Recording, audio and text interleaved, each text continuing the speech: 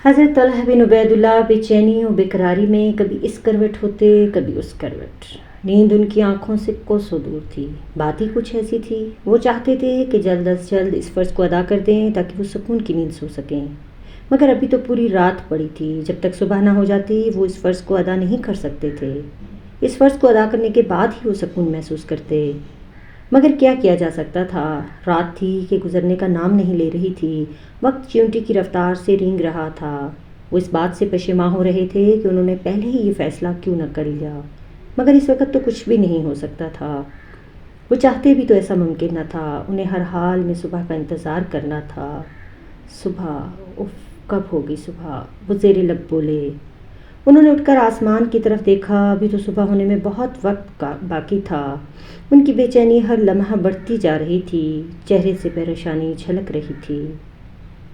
حضرت طلحہ بن عبیداللہ کی پریشانی حد سے بڑھ گئی تو ان کی اہلیہ نے کہا، آپ پریشان کیوں ہو رہے ہیں؟ صبح آ لینے دیں، پھر آپ کی ساری پریشانی دور ہو جائے گی۔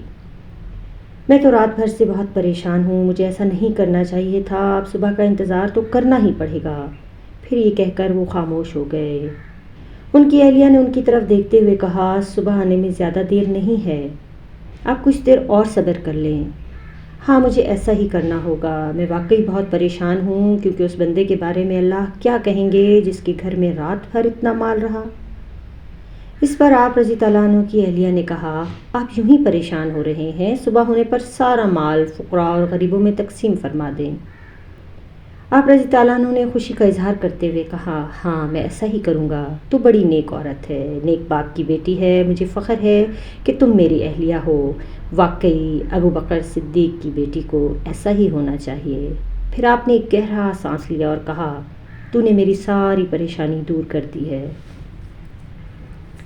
صبح ہوئی تو آپ رضی اللہ عنہ نے تھال بھر بھر کر انصار اور مہاجرین میں وہ رقم تقسیم کر دی۔ وہ پورے 7 لاکھ درہم تھے جو آپ نے سب کے سب لوگوں میں تقسیم کر دیے۔ لوگ اپنی جھولیاں بھر بھر کر لے جا رہے تھے۔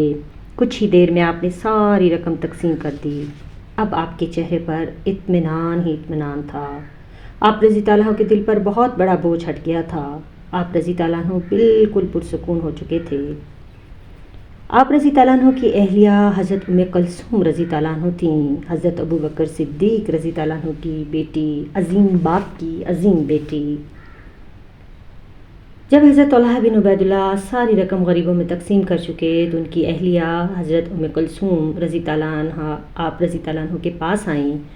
انہوں نے دیکھا کہ حضرت طلحہ بن عبیداللہ اب پرسکون تھے، چہرے پر کوئی پریشانی نہیں تھی، بلکہ آپ مسکرا رہے تھے۔ جب ام کلثوم نے حضرت طلحہ بن عبیداللہ سے پوچھا، ہمارے لیے بھی اس مال میں کچھ رکھا ہے یا نہیں؟ یہ سن کر حضرت طلحہ بن عبیداللہ نے حیرت سے اہلیہ کی طرف دیکھا اور بولے، اللہ کی بندی، تو سارا دن کہاں تھی؟ میں نے تو سارا مال غریبوں میں تقسیم کر دیا، اب تو میرے پاس صرف یہی بچا ہے۔ آپ نے ایک تھیلی حضرت ام کلثوم کی طرف بڑھائی۔ انہوں نے تھیلی کھول کر دیکھی تو تھیلی میں صرف 1000 درہم موجود تھے۔ 9 ہجری کا زمانہ تھا، سخت گرمی کے دن تھے۔ مسلمان غزوہ تبوک کی تیاریوں میں مصروف تھے۔ ہر صحابی اس غزوہ میں شوق و ذوق سے حصہ لینے کے لیے مچل رہا تھا۔ مسلمانوں کے پاس زاد راہ بھی کم تھا، مگر ان کا جذبہ جواں تھا۔ وہ اللہ کے دشمنوں کو موت کے گھاٹ اتارنے کے لیے بے قرار تھے۔ رسول اللہ صلی اللہ علیہ وسلم مسلمانوں کے شوق شہادت سے آگاہ تھے۔ آپ صلی اللہ علیہ وسلم ان سپاہیوں کو دیکھتے تو مسرور ہوتے۔ تمام مسلمان جنگ کی تیاریوں میں مصروف تھے۔ حضرت طلحہ بن عبیداللہ رضی اللہ عنہ بھی جہاد میں حصہ لینے کے لیے مچل رہے تھے۔ آخر وہ دن بھی آ پہنچا جب اللہ کے یہ سپاہی جنگ کے لیے روانہ ہوئے۔ حضرت طلحہ بن عبیداللہ کا شوق بھی دیکھنے کے قابل تھا۔ انہوں نے اس جنگ میں بڑھ چڑھ کر حصہ لیا۔ یہ جنگ مسلمانوں کے لیے بہت بڑی آزمائش تھی۔ مسلمانوں کا لشکر بھی اتنا بڑا نہ تھا اور ان کے پاس اسلحے کی کمی کے ساتھ ساتھ خوراک بھی کم تھی۔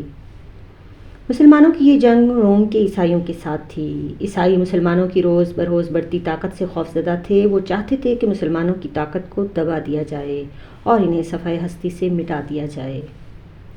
ایک خدا کی عبادت کرنے والے یہ مقدس لوگ عیسائیوں کو ایک آنکھ نہ بھاتے تھے۔ وہ مسلمانوں کی بڑھتی ہوئی طاقت کو اپنے لیے خطرہ سمجھ رہے تھے۔ وہ جانتے تھے کہ اگر مسلمانوں کی تعداد میں اضافہ ہوتا گیا تو وہ انہیں کچل کر رکھ دیں گے۔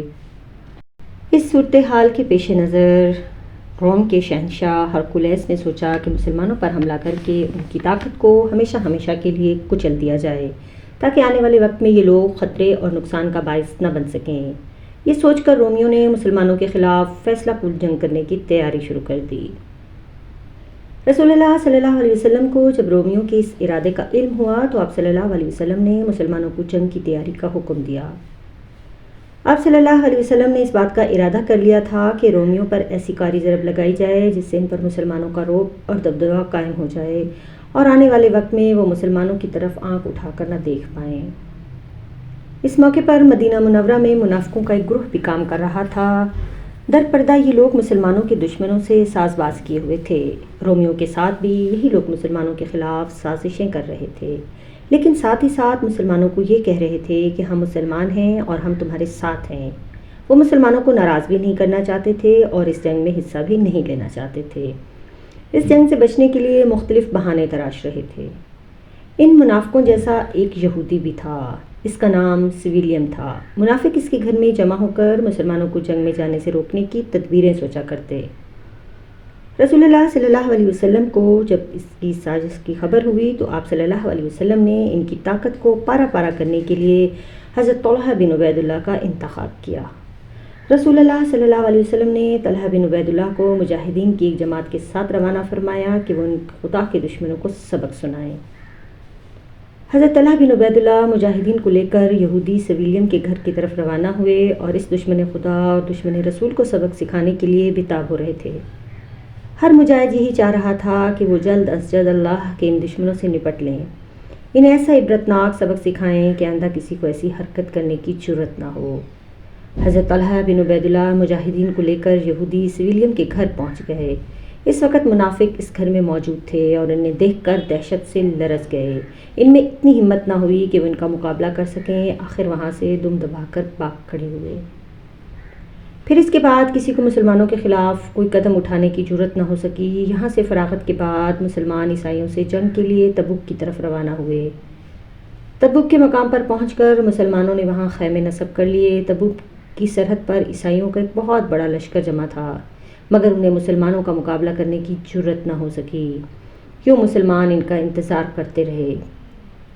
بالآخر وہاں سے مسلمان مدینہ واپس آ گئے۔